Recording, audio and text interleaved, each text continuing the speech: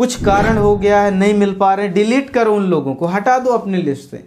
हमारे बिजनेस में नए लोगों का आना वो ऑक्सीजन का काम करता है। ये कोई भी धोबी, कितना भी बड़ा धोबी हो जाए, उसे तो कपड़े धोने पड़ेगा सर।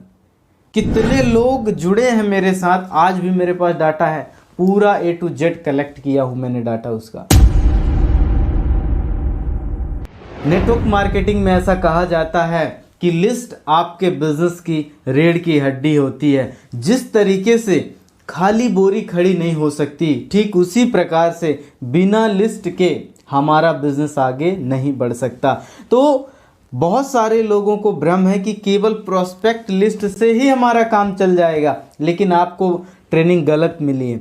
गलत ट्रेनिंग इस तरीके से मिली है कि शुरुआत में तो आपको बताया गया होगा कि आपके पास प्रोस्पेक्ट लिस्ट ही होनी चाहिए, लेकिन मैं आपको आज बताने वाला हूं कि 5 ऐसी लिस्ट हैं जो एक सक्सेसफुल नेटवर्कर के पास होती हैं, और आप कौन सी लिस्ट मिस कर रहे हैं उसके बारे में मैं आज स्लाइड के माध्यम से बात करने वाला हूं। इस वीडियो को पूरा देखना है, अंत तक देखना है। तो मेरा नाम अजीत चक्रवर्ती है, बने रहिए इस वीडियो के अंत तक। आज A to Z हम बात करने वाले हैं लिस्ट के ऊपर।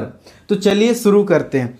सबसे पहली लिस्ट आपके पास होनी चाहिए प्रोस्पेक्ट लिस्ट। अब आप बोल रहे होंगे सर हमारे पास तो ऑलरेडी प्रोस्पेक्ट लिस्ट है। बिल्कुल है, और कुछ समय बाद मैं भी भूल गया था कि प्रोस्पेक्ट लिस्ट होनी चाहिए। मैंने शुरू में बनाया था लिस्ट, लेकिन उसके बाद कई बार ऐसा होता है जब हम डिमोटिवेट हो जाते हैं तो हमने बोला बहुत बना ली लिस्ट, बहुत हमने प्लान दिखा लिया, बहुत सारे फॉलोअप कर लिया, लेकिन अब हमें कुछ अलग ढूंढना पड़ेगा। अलग तरीका ढूंढने के चक्कर में हम रहते हैं, लेकिन प्रोस्पेक्ट लिस्ट भूल जाते हैं। मैं बता रहा हूं, जब से मैं प्रोस्पेक्ट लिस्ट को हमेशा अपने पास रखा है तब से मेरा बिजनेस ग्रो हुआ है। देखिए, आप शुरू में आपके पास लिस्ट जो होगी हो सकता है नॉर्मल हो। आज मेरे पास पूरी हाई फाई लिस्ट रहती है, हो सकता है कुछ समय बाद आपके पास भी हाई फाई लिस्ट हो।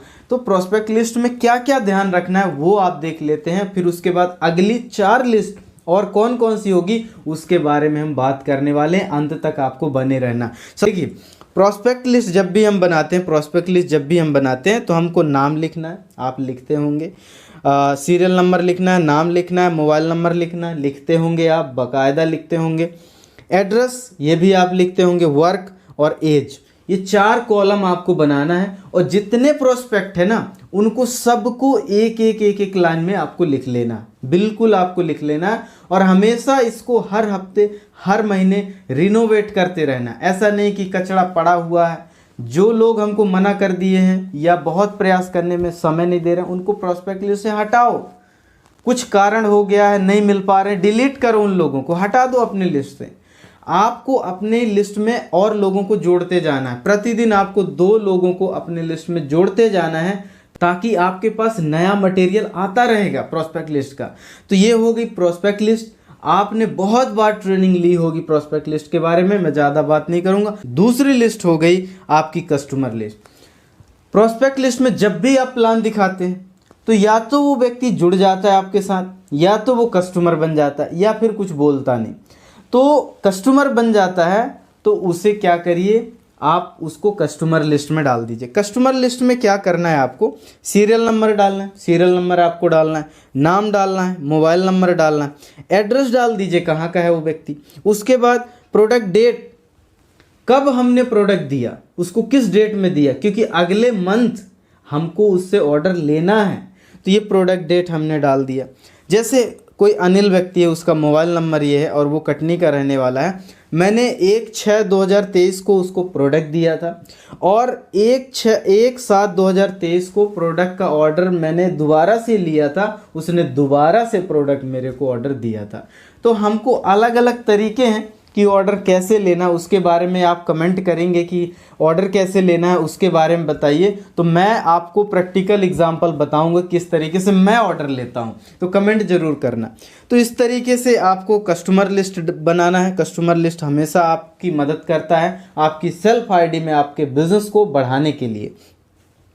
अगली बात, फॉलोअप लिस्ट। फॉलोअप लिस्ट ये बहुत गजब की लिस्ट है। एक तो ये व्यक्ति कंफ्यूज रहता है, ना तो ये ग्राहक बनता है ना तो बिजनेस में जुड़ता है। तो ये क्या करता है, मतलब कुछ बोलते ही नहीं, तो इसको क्या फॉलोअप लिस्ट में डाल दीजिए।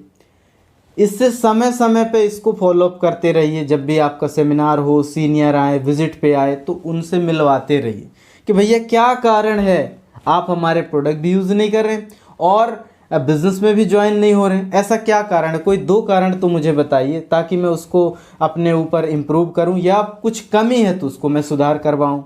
ऐसा कोई कारण हो तो हमें बताइए, ऐसा बोलना है। तो फॉलोअप लिस्ट में क्या क्या ध्यान रखना है? सीरियल नंबर तो आपको बनाना ही है, नाम भी बनाना है, एड्रेस भी बनाना है, मोबाइल नंबर भी लिखना है, एज भी लिखना है, वर्क भी लिखना है। ये प्रोस्पेक्ट लिस्ट की तरह ही होगा, लेकिन छटे हुए लोग होंगे फॉलोअप लिस्ट में। तो छटे हुए लोगों को फॉलोअप में डाल दीजिए और समय समय पे थोड़ा सा उससे डिलीट भी करते जाइए, कुछ नए लोगों को जोड़ते जाइए। ये क्या ना, मैन्युफैक्चरिंग टाइप में आपका होना चाहिए। मैन्युफैक्चरिंग जैसे कंपनियां करती हैं, सड़ा माल हटा देती हैं, कच्चा माल नया ले आती हैं, फिर ऐसे करते रहते हैं और प्रोडक्ट बनता रहता है। तो उसी तरीके से हमें प्रोडक्ट बनाते रहना है, लोगों को ज्वाइन कराते रहना। जो नहीं आ रहे हैं उनको डिलीट करो, उनके पीछे मत लगे रहो, परेशान हो जाएंगे। आप ही इस बिज़नेस को छोड़ने का निर्णय ले लेंगे और इस बिज़नेस से हमेशा के लिए बाहर हो जाएंगे। बिल्कुल आपको ये नहीं करना है कि आप वो कचरा माल ही अपने लिस्ट में रखिए, फ्रेश रखिए। आज भी मेरे पास लिस्ट है, बेहतरीन लिस्ट है, मैं बेसिक पे ही काम करता हूँ और करवाता भी हूँ।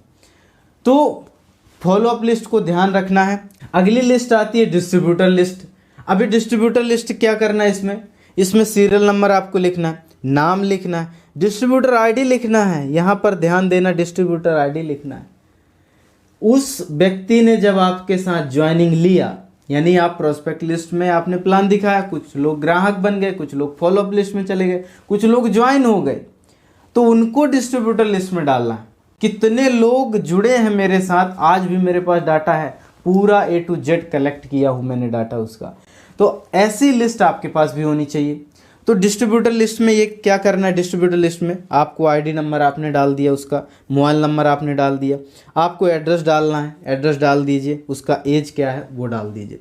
पूरे डिस्ट्रीब्यूटर जितने, जहाँ से आप खड़े हैं, जहाँ से आपकी आईडी लगी है, वो आपका बिजनेस है, पूरा आपका बिजनेस है। तो आपको ही जिम्मेदारी लेना पड़ेगा। कोई दूसरा अपलाइन, दूसरा व्यक्ति उस बिजनेस को आगे नहीं ले जाएगा जब तक आप आगे नहीं बढ़ाएंगे उसको। तो ये आपको डिस्ट्रीब्यूटर लिस्ट आपने डाल दिया। जैसे मैंने उन अनुराग जी हैं हमारे, उनकी आईडी है ये, फिर उनका मोबाइल नंबर है, फिर वो कैमोर में रहते हैं, फिर उनकी एज है 35 ईयर।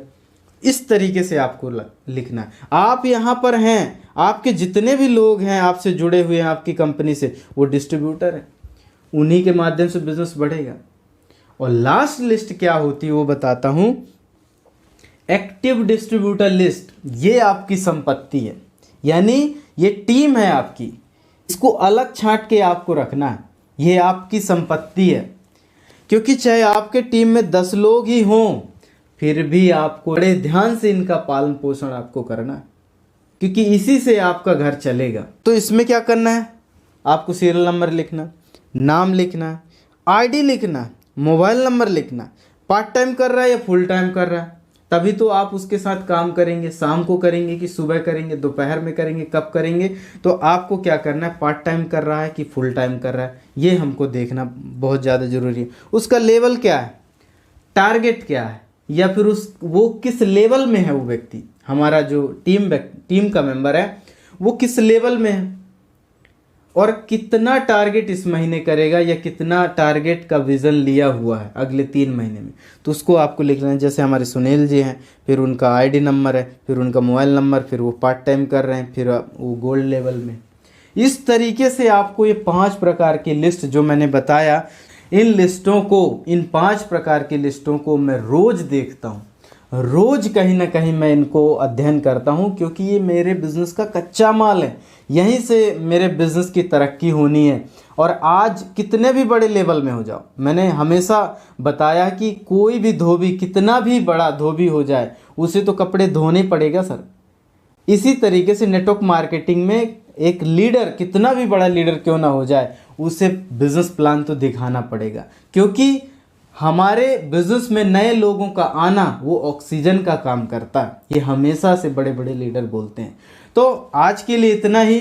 उम्मीद करता हूँ ये 5 प्रकार की लिस्ट आप हमेशा अपनी जेब में रखेंगे, हमेशा अपने डायरी में रखेंगे, मेंटेन रखेंगे, ऑनलाइन रखेंगे, कहीं ना कहीं ज़रूर रखेंगे। और हर महीने 1 तारीख को काउंसलिंग करेंगे अपने आप की और एक्टिव रहेंगे। तो आज के लिए इतना ही, मिलते हैं अगले वीडियो में। आपका बहुत बहुत धन्यवाद। थैंक